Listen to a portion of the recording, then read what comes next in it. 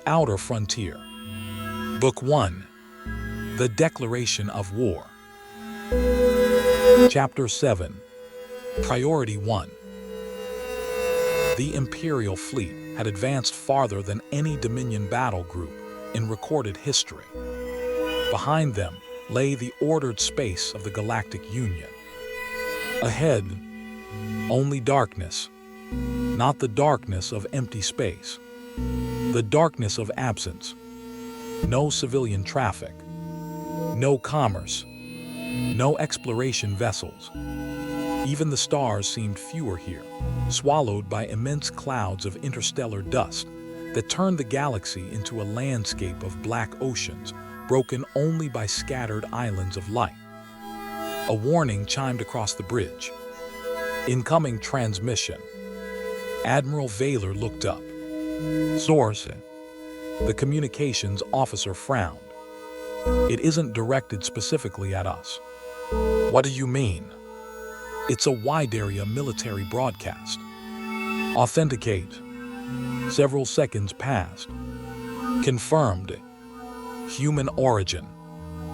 Display. The bridge speakers activated. The voice that followed was unlike the calm diplomats they had heard before. It was firm, direct, exhausted, yet completely composed.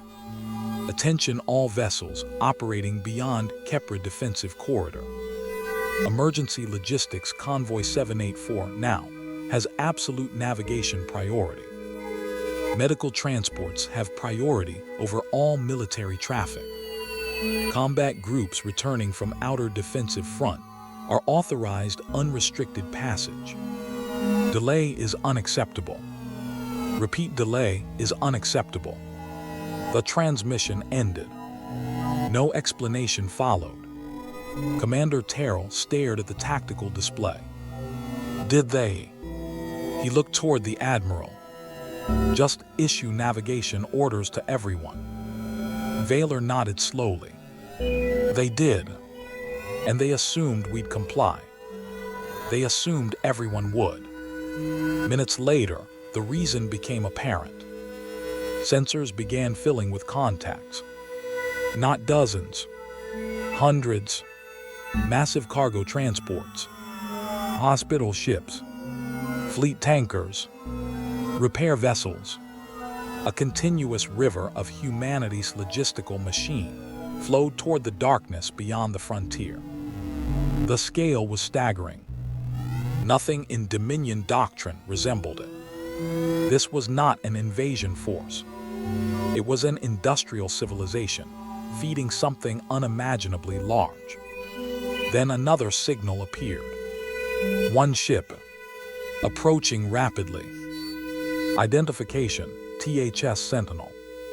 Classification, heavy command cruiser. Its hull bore scars that made the earlier damaged carrier seem almost fortunate. The entire port side had been rebuilt from mismatched armor plates. One engine nacelle had been replaced with a newer design. The bow carried dozens of impact marks so large they could be seen without magnification. Yet the ship accelerated confidently toward the Imperial formation. No weapons lock, no attack profile, no escorts. The cruiser approached until it floated only a few kilometers ahead of the Radiant Judgment. A communications channel opened. The screen flickered. A human appeared. Gray hair, weathered face, dark circles beneath tired eyes. His uniform showed little concern for ceremony. One sleeve had been hastily repaired. A bandage disappeared beneath the collar of his jacket. He looked less like an admiral and more like a man who had forgotten when he had last slept. He offered a brief nod. Admiral. Veylor returned the gesture. I am Admiral Cassian Veylor of the Illyrian Dominion. I know. The answer came immediately. I'm Fleet Marshal Jonathan Hayes. No title followed. No diplomatic introduction. No formalities.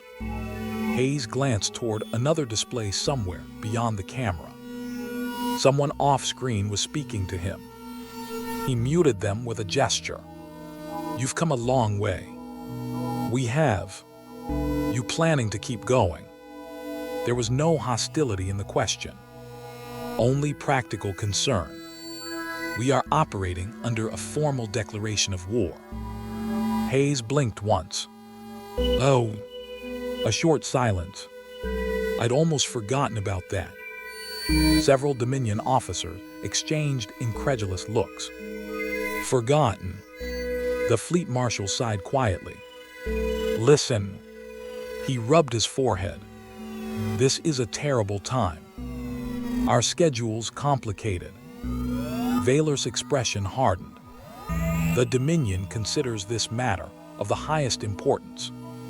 "I don't doubt it." Hayes nodded. "But right now." Another voice interrupted him from somewhere off-screen. "Urgent." The Marshal turned briefly. "What?" A pause. His expression changed. "Not fear. Focus." "How many?" Another pause. "Understood." He looked back toward Veylor.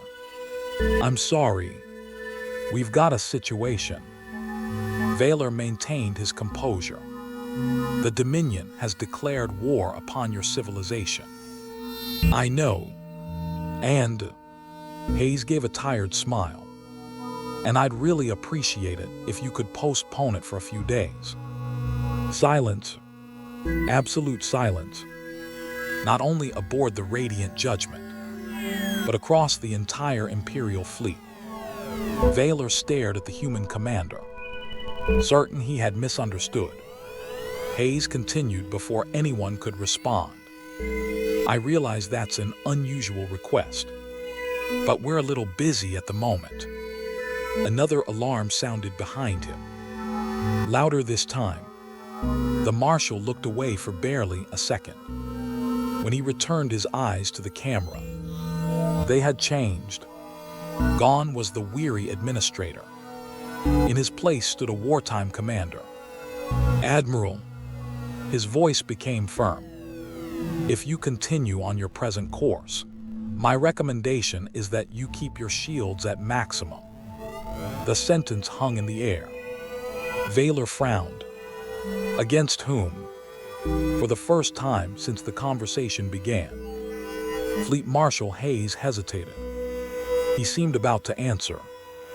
Then another officer appeared beside him, whispered something urgently into his ear, and handed him a data slate. Hayes read it. His jaw tightened. He looked back at the Illyrian admiral. "We don't have time for this conversation." He exhaled slowly. "I hope we meet again." Another brief pause. "And I sincerely hope." His eyes drifted toward the darkness beyond the Imperial formation. "It's somewhere safer than here." The transmission ended. No farewell. No diplomatic closing. Only silence. For several long moments, no one on the bridge spoke. Finally, Commander Terrell broke the silence. "Permission to comment, Admiral." "Granted." "I don't think." He looked at the empty tactical screen where the Sentinel had been moments before. "That man was talking about us." Veylor remained motionless. Outside the viewport, countless human ships continued their relentless journey toward the unseen frontier. Not one altered course. Not one slowed. Not one acknowledged the presence of the Imperial Fleet. Whatever awaited them beyond the darkness, every ship in that endless procession was sailing willingly to meet it. And for the first time since leaving Illyria, Admiral Cassian Veylor felt something he had not experienced in decades. Not anger, not curiosity. Concern.